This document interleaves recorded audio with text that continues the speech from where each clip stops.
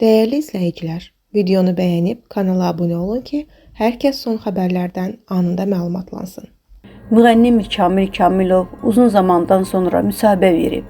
Xarici görünüşündəki dəyişiklik ilə diqqət çəkən müğənni səhtindən danışıb. Qonaqcanlı verilişində danışan Mir Kamil ikinci dəfə ürəyindən əməliyyat olunmalı olduğunu açıqlayıb. Azərbaycanda ürək əməliyyatını edə bilərlər.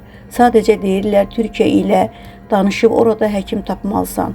Ya da mənim öz həkimim var, o farsdır. Onu tapmaq çətin məsələdir. Yenə də əməliyyatdan olan çəkilişi İrandakı dostlarımıza yolladıq ki, Tehranda həkimin əlaqə nömrəsini tapsınlar. Mən də farsça bilmirəm. Onların dilini də bilən insan lazımdır. Danışsınlar ki, məni filan vaxtda əməliyyat edib. Bu ikinci əməliyyat olacaq. O həkim bu işləri digərlərindən daha yaxşı edir. Çünki ilk dəfə məni həmin həkim əməliyyat edib. Bu da qəliz məsələdir, ona vaxt lazımdır. İnşallah tapılar deyə Mir Kamil bildirib.